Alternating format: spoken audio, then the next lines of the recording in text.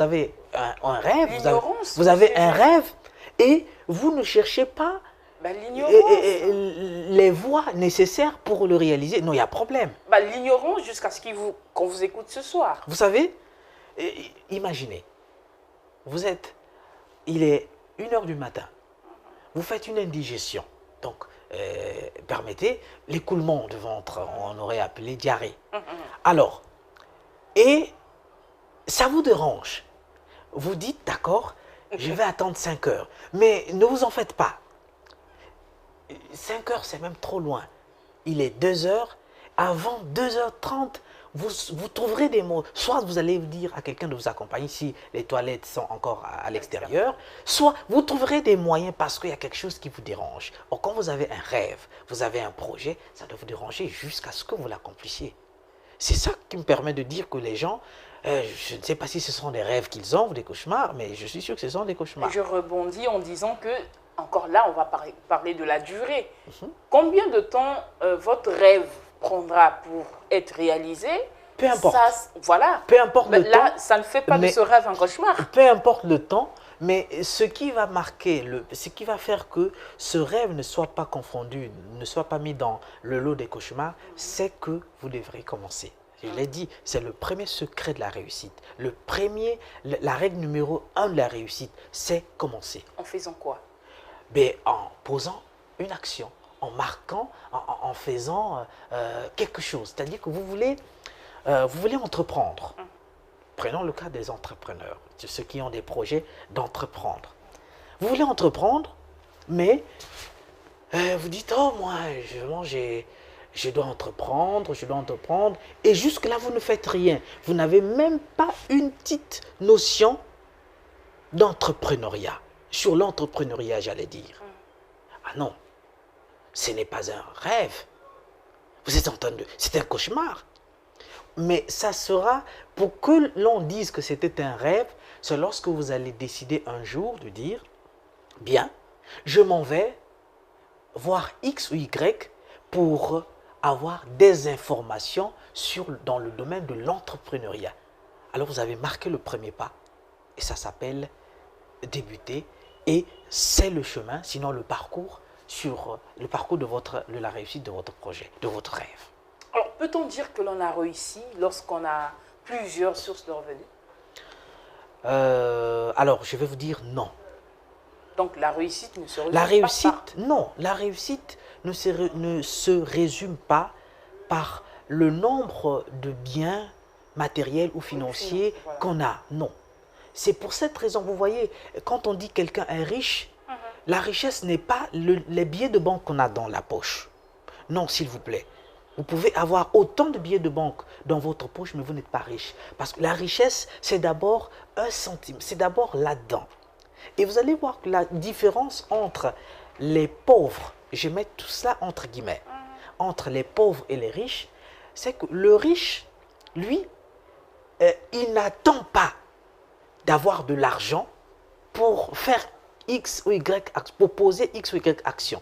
Mais le pauvre lui dit, quand j'aurai l'argent, je vais par exemple me faire former pour acquérir des connaissances sur l'entrepreneuriat. Quand j'aurai l'argent, je vais acquérir des informations pour comment accroître mes finances. Quand j'aurai l'argent, je vais acquérir des connaissances dans tel domaine. Mais le riche ne lui dit pas ça.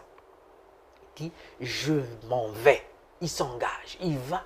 S'il apprend qu'un tel a l'information sur le domaine dans lequel il veut se lancer, il va le rencontrer. Pour lui, j'ai besoin de ces informations-là parce qu'il est conscient que ces informations vont booster sa richesse. Les riches, ils investissent le peu qu'ils ont. Ils mettent cela à la disposition pour rechercher la connaissance afin de gérer la masse qu'ils vont avoir. Vous voyez? Donc, le sentiment du riche, c'est qu'il sait que si j'ai des informations sur l'entrepreneuriat, alors je dois être un grand entrepreneur. Or, le pauvre, le sentiment qu'il a, c'est d'abord d'avoir de l'argent et d'entreprendre. Et il va amasser de l'argent pour enfin avoir des informations ou tout ce qu'il faut. Non, vous voyez la différence? Donc, le sentiment de réussite est d'abord mental. Il est d'abord psychologique. Vous voulez réussir, ça doit d'abord commencer par votre mental. Et dès que vous avez le sentiment d'avoir réussi ou de réussir dans votre mental, le reste, ce sera des formalités. Parce que le mental, vous avez pu le doper. Et le reste, ça sera des formalités. Mais monsieur Jude, on a vu des gens, il était tellement riche mentalement, mais ça oui. ne suivait pas. Physiquement, sinon matériellement, financièrement. Non, il n'était pas riche mentalement. Alors, ça, c'était une il a tromperie. cru en son rêve. Hein. C'était une Lui, tromperie. il a blindé son mental pour dire que je ne mourrai jamais pauvre, je Oui. serai riche, je ferai ceci, je ferai... D'accord. Bah, après... Oui. Vous savez, il y a une dame que je suis en train de coacher, je suis en train de suivre. Elle me dit qu'elle a toujours voulu, elle fait tout ce qu'elle peut parce qu'elle veut être riche. Je dis, c'est bien. Mais j'ai constaté que tout ce que vous faites, en fait, vous le faites par peur.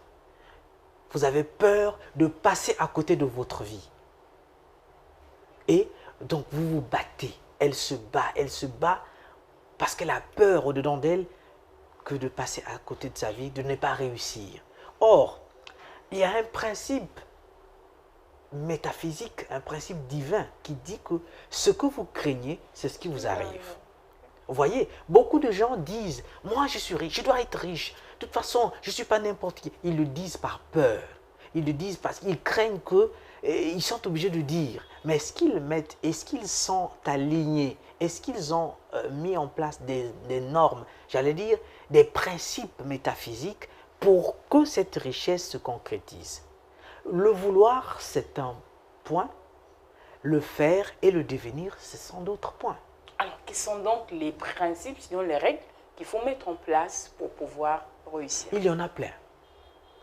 J'ai parlé de... Vous avez, dans un premier temps, quelqu'un qui a une idée, qu'elle soit bonne ou mauvaise, il faut que cette idée soit analysée. Vous analysez l'idée, vous trouvez qu'elle est la meilleure. Vous décidez de mettre en place des mécanismes nécessaires pour donner vie à votre idée. Je vais parler de projet ou de rêve. Après avoir décidé, vous devez poser des actions, des actes. Et ces actes doivent être alimentés par un certain nombre, le respect d'un certain nombre de principes métaphysiques. On en a déjà parlé ici. Vous avez la générosité. Vous devez vous faire plaisir d'abord. N'attendez pas que vous soyez milliardaire pour vous faire plaisir. Non, il faut qu'avec ce que vous avez déjà entre vos mains, faites-vous plaisir. Ça va attirer de bonnes atmosphères, sinon de bonnes vibrations. Soyez généreux, ça va attirer d'autres vibrations positives, j'allais dire.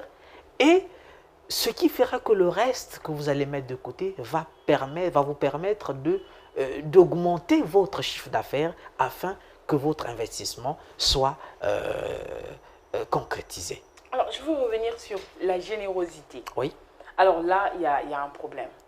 Beaucoup de gens, vous allez voir des pères de famille, des gens, des adultes, qui disent que je ne peux pas dépenser de l'argent comme ça. Même quand il s'agit de donner 1000 francs un déplacement, la personne vous dit que je n'ai rien, quoi qu'il a quelque chose, oui. Parce que, sous-entendu, je mets entre guillemets, je n'ai pas budgétisé. Alors, je vais revenir sur le mot budget. Très bien. Je n'ai pas prévu ça pour vous. Alors là, je veux presque éviter le mot peindre. Ils sont, bon, je ne veux pas utiliser le terme vulgaire qu'on emploie dans la rue. C'est mieux pour que ceux qui nous suivent. Voilà, c'est des freins à main. Voilà, oui. Des freins à main. La personne ne partage quasiment pas sous prétexte que j'ai un projet, j'ai un rêve et je dois atteindre mon objectif. Est-ce que ce manque de générosité-là, peut constituer un frein dans ce sens? Non. Ça ne peut pas constituer un frein.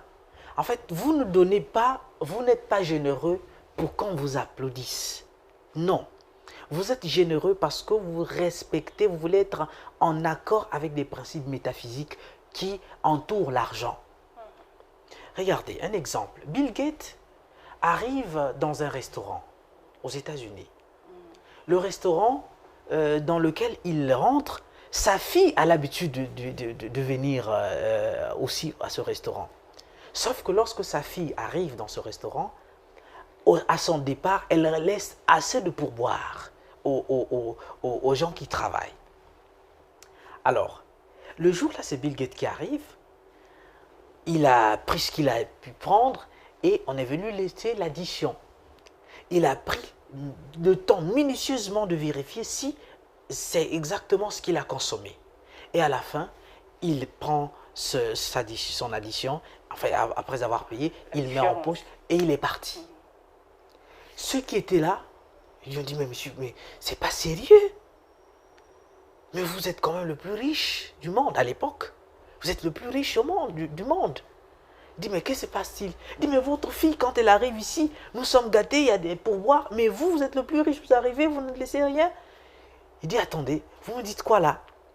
Elle, c'est la fille du plus riche au monde. Mais moi, je suis le plus riche, mais un enfant, l'enfant d'un pauvre. Donc, j'ai dû travailler pour arriver jusqu'à ce que je suis devenu. Elle est la fille du plus riche. Elle ne sait pas comment je fais pour avoir cet argent. Donc, il y a des principes métaphysiques. La générosité ne veut pas dire que vous devez être apesatalaté, comme on le dit. Non. La générosité voudrait que dans votre budget, puisque vous avez parlé de la budgétisation, dans votre budget, que vous ayez une petite rubrique où vous savez que là, j'ai 100 000 francs par mois, alors je mets de côté, ce n'est pas un gros montant que vous n'êtes pas obligé. Je mets de côté 5 000 francs, alors ces 5 000 francs-là, je décide d'aller par exemple déposer ça dans un orphelinat. C'est tout. Vous avez réservé 5 000 francs pour ce mois-ci ou le mois prochain pour votre générosité. Ça ne veut pas dire que vous devez louer des voitures et passer dans toutes les faire du boucan. Non, ce n'est pas cela la générosité. Au contraire, ceux qui font de cette façon-là ne sont pas généreux, s'il vous plaît. Ils ne sont pas généreux.